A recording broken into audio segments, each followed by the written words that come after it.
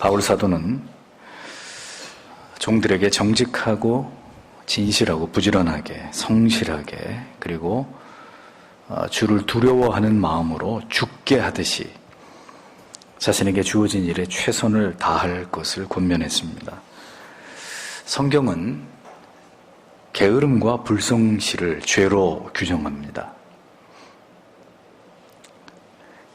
사람의 눈을 의식해서 얄팍한 의도와 눈속임으로 일하는 것을 성경은 명백하게 금지시키고 있습니다. 언제나 성도는 하나님 앞에서 코람되어 신전인격자로서의 삶을 살아가는 일에 최선을 다하는 그런 존재들이 되어야 한다는 것을 성경이 일관되게 우리에게 말씀하고 있습니다.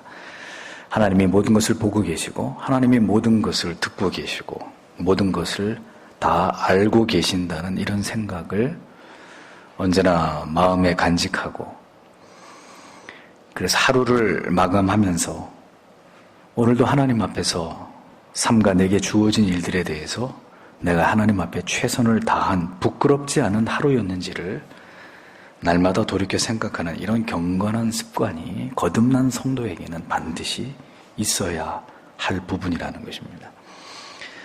결국 신앙의 성숙함이라고 하는 게 뭡니까? 오랜 세월 교회 안에 있었던 연륜이 아니고 신앙의 성숙함이라고 하는 것은 하나님을 향한 민감함입니다. 신앙의 성숙도는 하나님 앞에서 하나님을 느끼는 그 민감함과 정비례하게 되어 있습니다. 목사가 아니라 목사보다 더한 위치에 달지라도 그가 하나님을 멸시하고 그가 하나님을 향해 민감함이 없는 사람이라면 그 사람은 더 이상 하나님의 종도 아니고 하나님을 기쁘시게 하는 자도 될 수 없는 것입니다.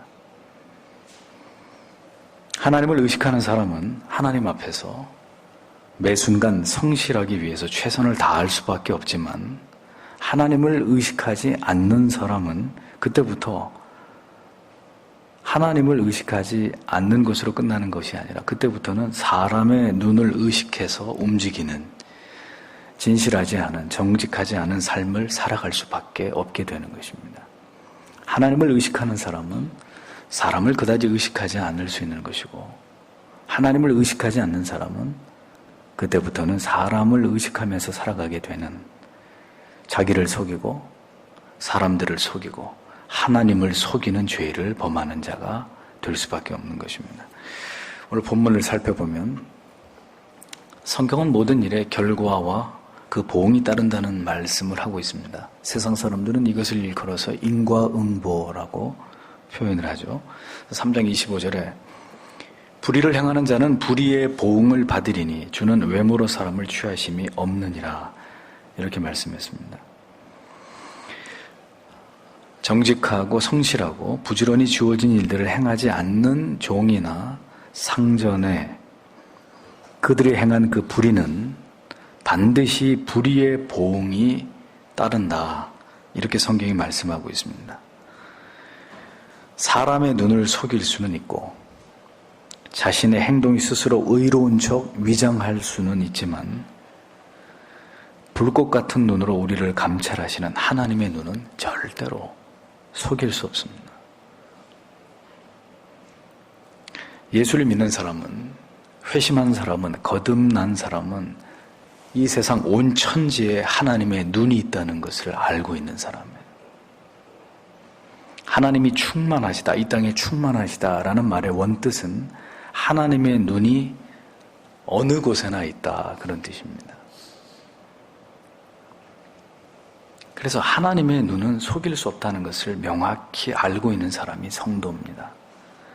하나님이 보실 때 의롭지 않은 모든 일들과 그 일들의 과정은 종이든 상관이든 불문하고 반드시 그 대가를 치르게 될 것임을 성경은 분명하게 말씀하고 있습니다.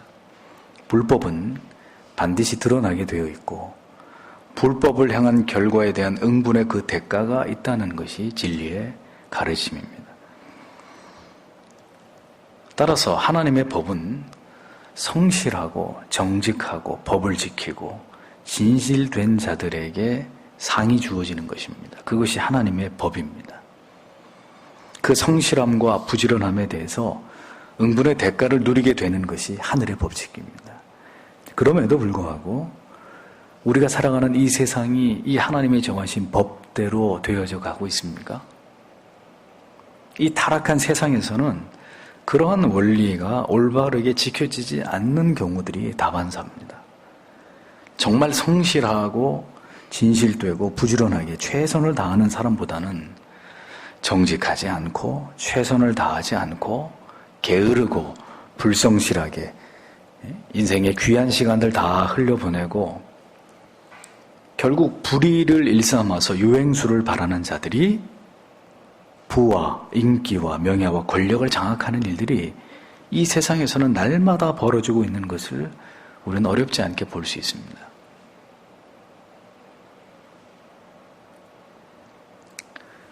더 이상 정직과 부지런함이 성실함이 미덕이 아니라 한순간 일확천금을 벌 수 있는 이 한탕주의에 많은 사람들이 헛된 야망을, 헛된 희망을 버리지 못하고 있습니다. 가열되는 이 복권 문화나 혹은 투기성의 재산 증식의 방법들, 그리고 어린 젊은이들의 눈에 비친 재벌 연예인들이나 운동선수들의 모습은 정직하게 땀 흘리고 열심히 일하는 노동의 가치보다는 모두가 쉽게 돈을 벌고 인기를 누리고 그래서 남들이 부러워할 만한 삶에 대한 허황된 동경을 계속 부추기고 있는 그런 현상들일 뿐입니다.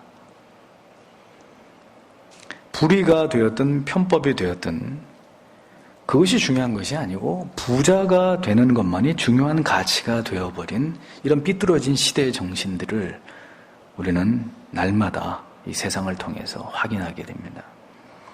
정직한 가난보다는 배부르고 화려한 도둑과 사기꾼이 되어도 상관없는, 소위 들키지만 않으면 그만이라는 이러한 도덕적 해이가 사회 각계각층으로 확산되어 있는 것을 봅니다. 이것이 바로 타락하고 부패한 이 사회, 이 세상의 단면도인 것이죠.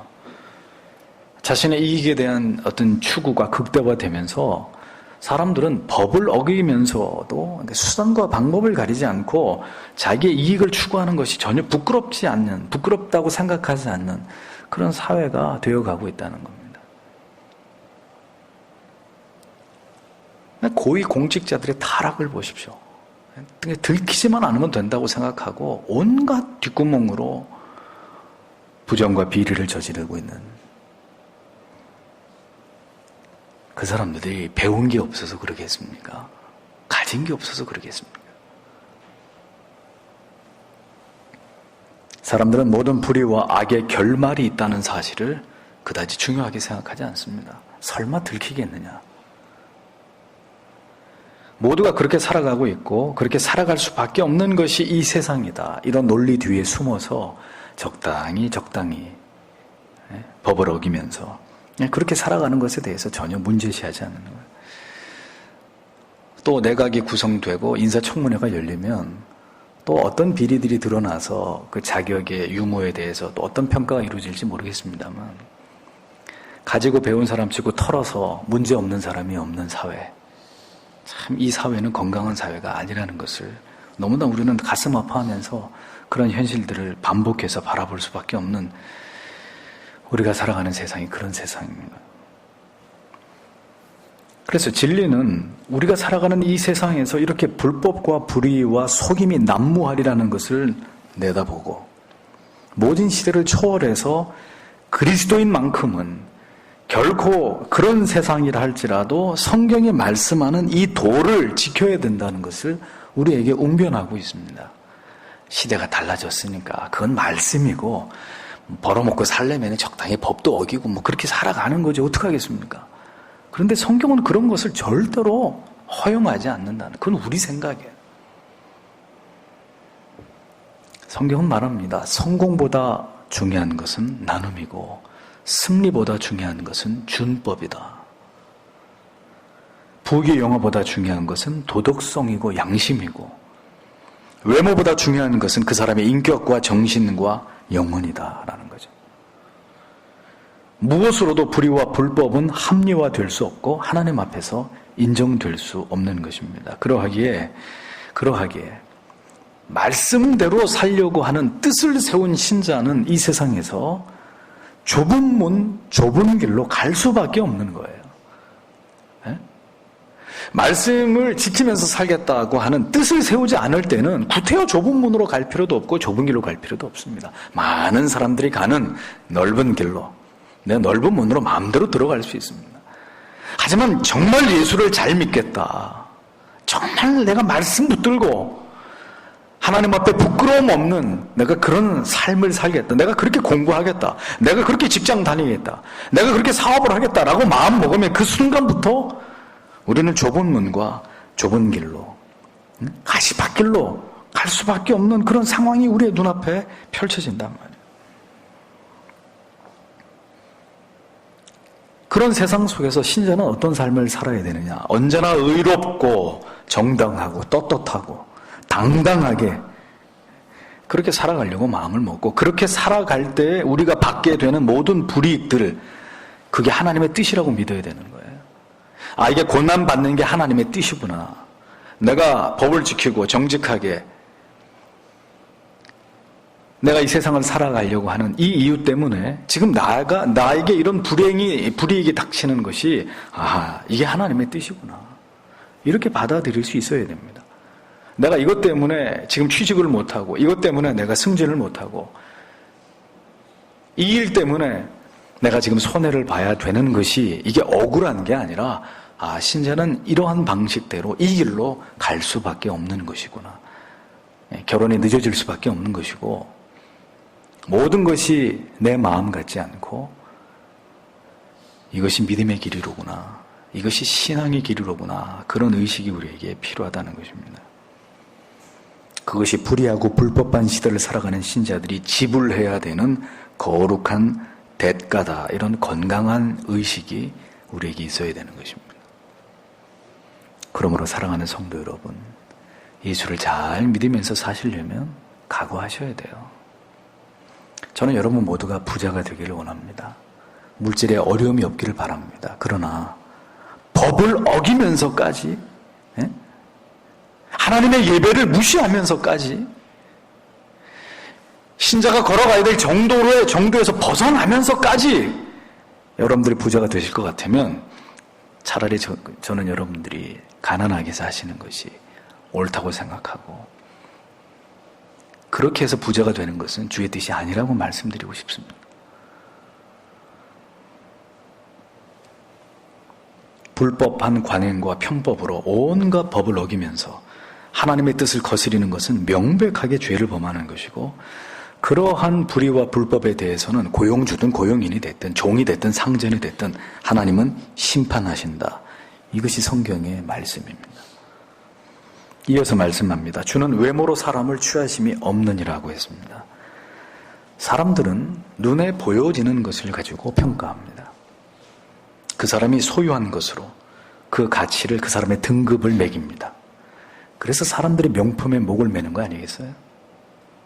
성공을 좋아하고 출세를 좋아하고 이 땅에서 누리는 화려하고 아름다운 가치들을 사람들은 선호하고 이것을 부러워합니다. 보이지 않는 뒷모습보다는 앞모습, 보이는 앞모습에 더 신경을 쓰고, 높고 아름다운 정신과 투명한 영혼의 아름다움보다는 화려한 외모와 몸매, 그것들을 치장하고 있는 화려한 어떤 껍데기들에 사람들은 더 신경을 씁니다. 그러나 우리가 기억해야 될 것은 이것입니다. 하나님께서는 그런 것들 따위에 전혀 관심을 두시지 않는다는 거죠. 하나님의 판단의 기준은 우리가 무엇을 지금 소유하고 있느냐, 얼마나 아름다우냐, 얼마나 화려하고 세련되냐, 얼마나 성공한 것처럼 보이냐, 얼마나 경건한 것처럼 보이냐, 이런 문제들이 아니고, 하나님의 기준은 오늘 우리가 어떤 사람인가, 우리 권사님 기도하신 대로 우리의 영혼의 상태가 어떠한가, 우리의 영혼은 지금 무엇으로 채워져 있는가, 우리는 진정한 믿음을 가진 자인가, 이런 주제들이 하나님이 보실 때 매우 중요하게 다루시는 하나님의 관점에서의 기준이라는 거예요. 발육이 좋은 요즘 아이들 한번 보세요. 저보다 키가 더 커요. 초등학생이. 중고등학생들 정도 되면 이미 성인의 키와 몸무게를 능가합니다. 그런데 그렇게 키가 크고 몸이 성장했으면 어른인가요? 성인인가요? 그렇지 않습니다. 왜요? 그들의 정신은 아직 어리고 판단은 미숙하고 느낌과 감정에 치우쳐서 올바르지 못한 선택과 결정을 하기 십상인 그들이 바로 10대들이기 때문에 결국은 정신과 내면의 인격과 그리고 올바르게 판단할 수 있는 결정할 수 있는 지성이 성장해야 그 사람이 진정한 성인이 될 수 있는 것이죠. 하나님이 보시는 것도 이와 같다는 것입니다. 우리의 성공과 번영과 행복과 물질적인 축복을 하나님이 중시하시는 게 아니고 다만 그 모든 과정과 그 가운데서의 인내와 그리고 진실함과 성실한 노력과 그 모든 성도로서 이 세상을 살아가는 가운데 지불하는 그 성실한 수고의 가치를 하나님은 더 크게 보시는 거예요. 그걸 보고 너는 성숙한 내 자녀구나, 그렇지 않구나를 하나님이 판단하시는 것이죠. 하나님의 평가, 하나님이 보시는 나는 누구인가, 여기에 민감한 사람들이 돼야 돼요. 사람들이, 우리 교회 성도들이 보는 내가 어떤 사람일까? 내 친구들이 나를 어떻게 볼까? 저놈 우리 중에 제일 성공한 놈이야, 제일 잘 나가는 놈이야. 이런 것들은 중요하지 않다. 사도는 하나님께서 어떤 분이시라는 것을 충분하게 골로새 교회 성도의 종들과 상전들에게 전하고 있습니다. 그래서 눈에 보이는 사람들을 두려워하지 말고 눈에 보이지 않으나 모든 것을 아시고 평가하고 계시는 그분을 두려워해야 된다는 것이 사도가 전하고 있는 복음의 핵심이었습니다. 사람들은 높은 자리에 있는 사람들을 의식합니다. 그래서 열심히 갖다가 바칩니다. 잘 봐달라는 거죠. 그래서 사람에게 잘 보임으로 그러한 처세를 자신의 이익의 재료로 삼지만 우리에게 그보다 더 중요한 대상은 바로 하나님이시다라고 성경은 거듭거듭 강조하고 있습니다. 이 같은 진리는 이어지는 4장 1절에서 더 분명하게 나타납니다. 상전들아, 의와 공평을 종들에게 베풀지니 너희에게도 하늘의 상전이 계심을 알지어다. 이렇게 말씀합니다. 사도는 이제 상전들에게, 주인들에게 중요한 권면을 이어갑니다. 의로움과 그리고 공평함, 이것으로 종들을 대하고 그들에게 베풀라라고 얘기합니다. 그러니까 앞에서는 종들에 대해서 어떤 것들을 요구했고 여기서는 지금 상전들에게 어떤 것을 요구하고 있는데 뭘 요구하죠? 중요한 원칙 2가지, 의와 공평. 그러니까 주인은 언제든지 의로움을 추구해야 될 의무가 있다는 겁니다. 언제나 앞선 자는 불의와 싸울 수 있는 용기가 필요하다는 거예요. 종들에게, 하인들에게 정의로움, 언제나 주인은 의로움이 무엇인지를 보여줘야 될 의무가 있다는 거예요. 정의로움, 공의로움으로 한치의 의심의 부분이 없이 투명하고 정직하고 진실된 의로움을 가지고 아랫 사람들을 대하고 그들의 본이 되어야 될 것을 말씀하고 있습니다. 예수님께서 제자들에게 말씀하십니다. 세금의 문제에 대해서 뭐라고 얘기하셨나요? 너희들은 하늘에 속한 자니까 세금 따위는 안 내도 된다. 하지 않았습니다. 가서 물고기를 잡아와라. 배를 갈라라. 거기에 동전이 들어있을 것이다. 그것으로 세금을 내라. 가이사의 것은 가이사에게 줘라. 지금 주님이 왜 그렇게 하셨을까요? 그런 것을 통해서라도 한치의 의욕이 없게 하시려고 믿지 않은 자들에게 책 잡히실 일이 없도록 의로움을 보이시는 것이죠.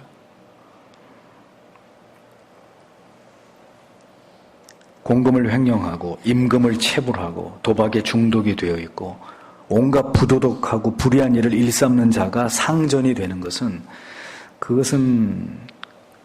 그러한 불의한 주인은 종들에게 재앙입니다. 재앙. 만약에 우리 사장이 그런 사람이다. 그 밑에 사원들한테는 재앙이에요. 그 사장의 존재가. 자신의 이익만을 언제나 고려하고 종들의 이익에 대해서는 무심한 주인에게 하나님이 말씀하십니다. 반드시 내가 너를 심판할 것이다. 하나님이 모든 앞선 자들에게 기대하시는 것은 의로움이라는 것을 잊어버리지 마십시오. 또한 주인은 공평해야 합니다. 공명정대하고 공평무사하게 누구도 억울하지 않고 불만을 가지 않도록 편애나 차별을 두지 않고 모두 노력한 것에 합당하고 정당한 이익이 돌아가게 하는 이 공평함이 바로 주인에게 필요한 중대한 사명이고 책임이다 라고 성경은 가르치고 있습니다. 그러니까 모든 주인들에게는 이런 관점이 있어야 되는 것입니다. 어떤 관점이요? 하나님께서 종들에게 직접 베풀고자 하시지만 하나님은 그 일을 주인을 통해서 그들에게 베풀게 하십니다. 그 종들의 가정, 자녀들을 돌아보는 일을 누구에게 위임하셨느냐? 사장에게 위임한 거예요. 주인한테 위임한 겁니다.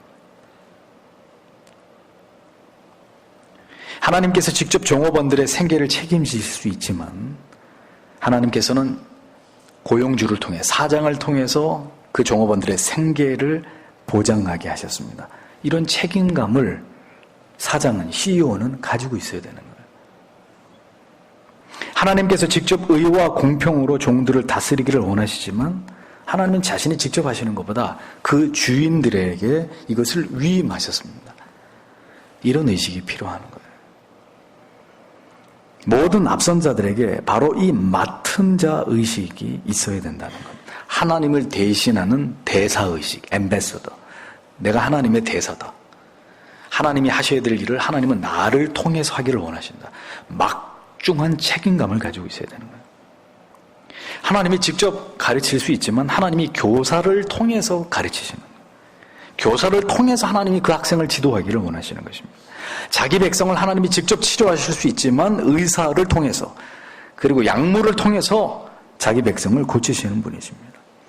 직접 말씀을 전하시고 기도해 주시고 목양하실 수 있지만 하나님은 목사를 통해서 교육자들을 통해서 하나님의 말씀을 전하고 양들을 위해서 기도하고 성도들을 목양하도록 하나님이 섭리하셨다는 거죠.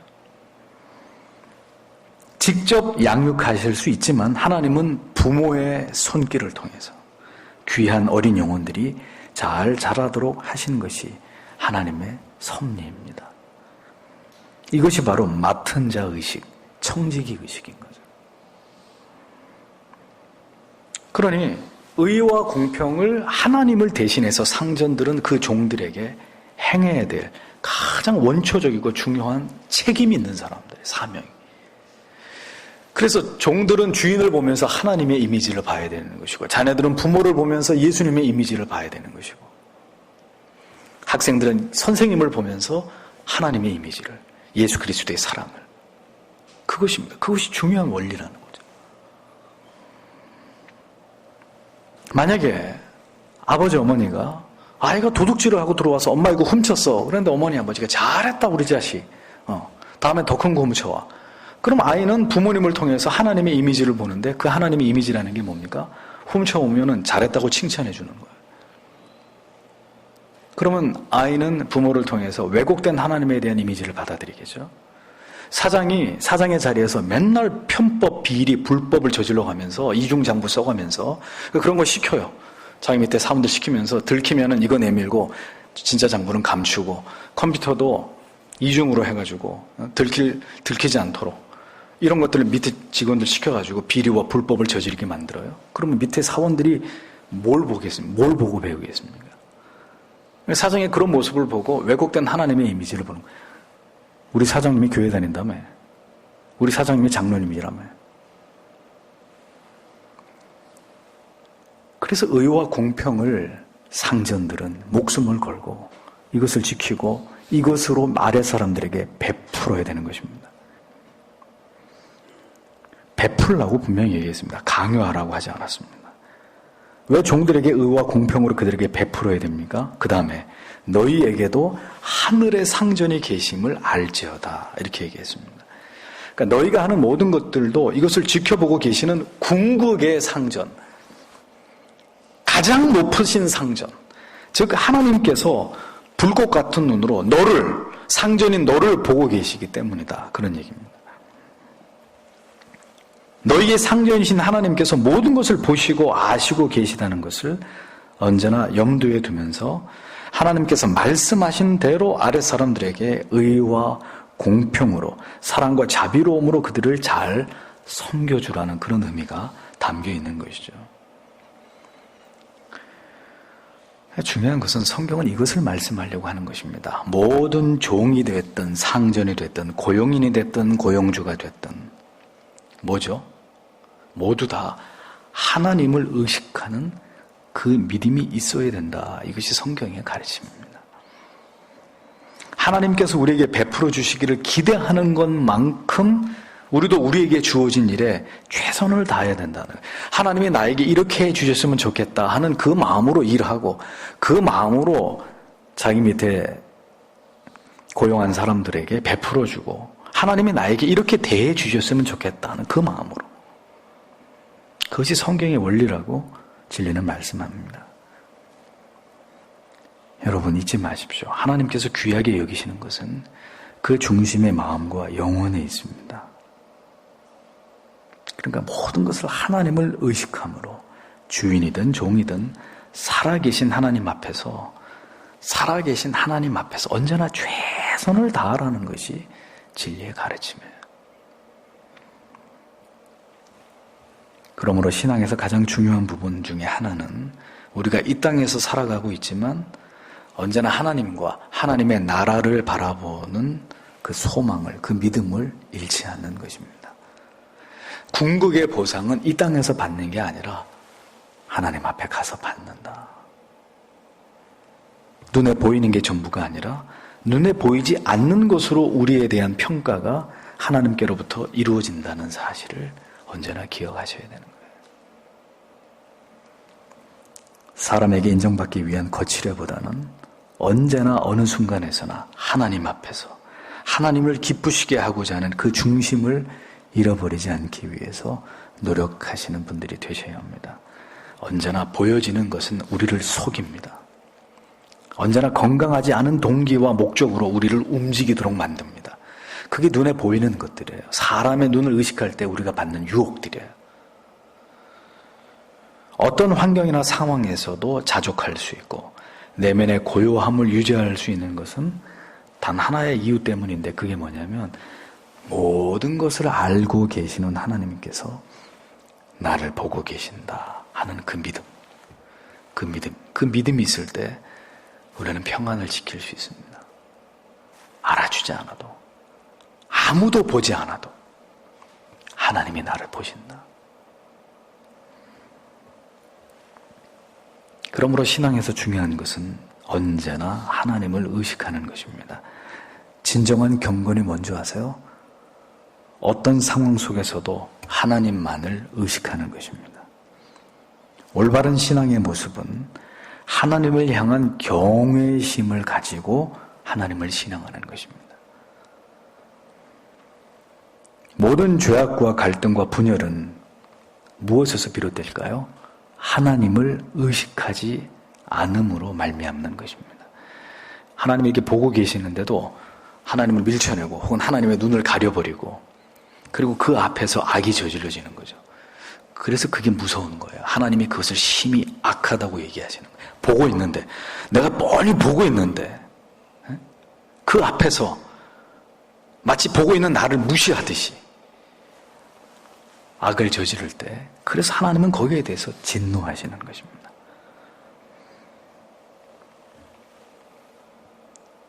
하나님을 의식하고 하나님을 두려워하는 것은 올바른 진리의 선포가 있을 때 가능해집니다. 또 올바른 법을 하나님의 교회가 준수할 때 그 교회를 섬기는 성도들이 하나님을 의식하게 됩니다. 또한 모든 성도가, 더 중요한 것은 회심과 중생을 통해서 생생하게 하나님과의 올바른 영적인 관계를 누리고 있을 때 이 상하의 수직 관계 질서가 잘 유지될 수 있는 거예요. 하나님과의 관계가 바로 되어 있는 사원은 회사에 가서도 열심히 일합니다. 외근, 출장 보내면 외근을 하더라도 출장을 가더라도 성실하게 일합니다. 왜요? 하나님과의 관계가 바로 되어 있기 때문에, 하나님이 두렵기 때문에, 농땡이 부리고 실컷 놀고 외근이니까 출장 나왔으니까 그렇게 하지 않습니다. 하나님과의 관계가 바로 되어 있는 사장은 사원들의 자녀들의 이름까지 다 외우고 있었던 백화점 왕 와나메이커처럼 그렇게 자기의 사원들을 아끼고 사랑하고 모든 것을 공평하고 의롭게 사원들에게 모든 혜택이 돌아가게 하는 일에 최선을 다합니다. 왜요? 인기 끌려고요? 사원들한테? 그게 아니라 하나님이 보실 때 의로워야 되기 때문에, 하나님이 보실 때 공평해야 되기 때문에, 동기 자체가 다른 거죠. 그러므로 하나님께서 통치하시는 가정, 하나님이 통치하시는 부부, 부모와 자녀, 노사 문제, 모든 해답은 어디에서 비롯되는 거죠? 그들 모두가 하나님의 사람이 되는 것입니다. 그러면 모든 문제는 해결되는 거예요. 우리가 모두 하나님의 사람이라면, 우리가 받은 구원이 틀림없고 우리가 진정으로 예수 그리스도를 만난 사람이라면 도대체 어떤 문제가 우리를 가로막을 수 있을까요? 어떤 문제가 우리에게 서로 등을 돌리게 만들 수 있을까요?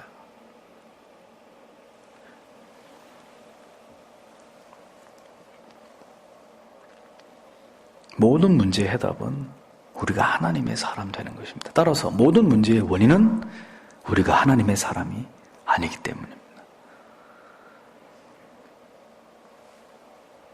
믿는 자들이 그들이 각자 위치한 곳에서 이렇게 하나님을 의식함으로 자기의 위치에서 최선을 다한다면 뭐가 문제가 되겠어요?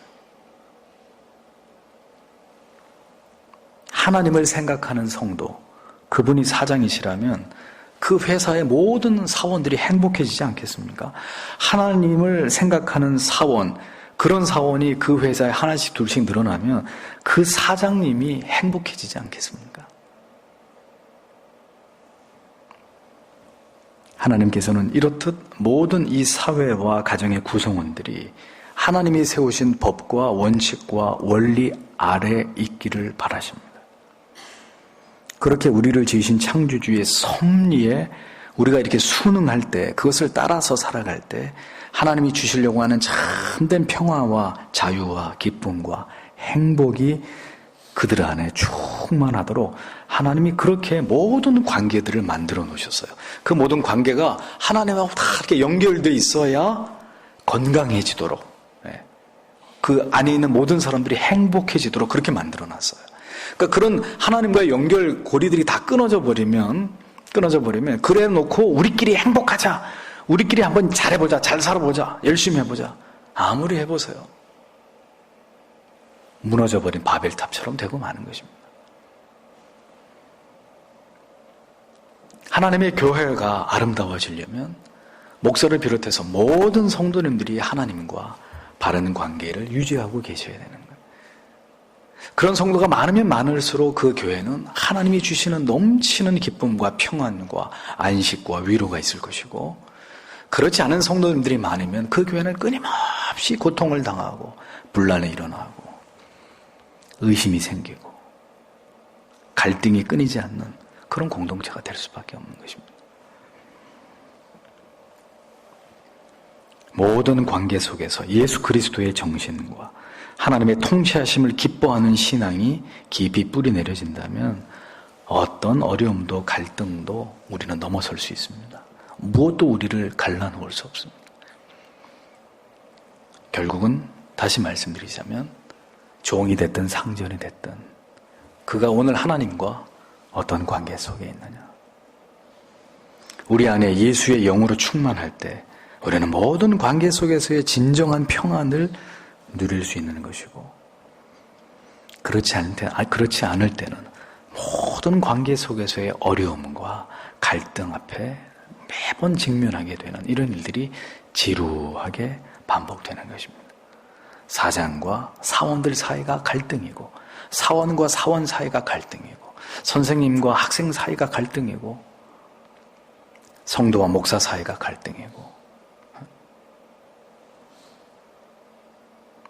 오늘도 우리의 간절한 기도의 제목은 오늘 우리 가운데 우리의 모든 관계 속에서 하나님 나를 걷어내시고 예수 그리스도로 충만케 해주십시오. 이것이 우리의 중요한 기도의 제목이 되어야 될 것입니다. 종이 됐든 상전이 됐든 하나님의 섭리를 따라가면 행복해질 수 있지만 하나님의 섭리를 거부하면 하나님의 원리를 배격하고 무시하면 모두가 고통당하는 하나님의 그러한 원리 속에다가 하나님이 이 세상을 저와 여러분들을 두셨어요. 아버지라는 이름으로, 어머니라는 이름으로, 자녀라는 이름으로, 며느리라는 이름으로, 사위라는 이름으로, 사장이라는 이름으로, 사원이라는 이름으로, 목사라는 이름으로, 성도라는 이름으로. 답은 하나님께 있습니다. 여러분 모두가 이 원리를 따라서 그렇게 여러분들의 가정을, 교회를, 여러분들이 몸담고 있는 그 모든 곳에서 이 정신을 따라서 하나님을 기쁘시게 하는, 하나님께 영광을 돌리는 하나님의 사람들이 다 되시기를 주님의 이름으로 부탁드립니다. 기도하겠습니다.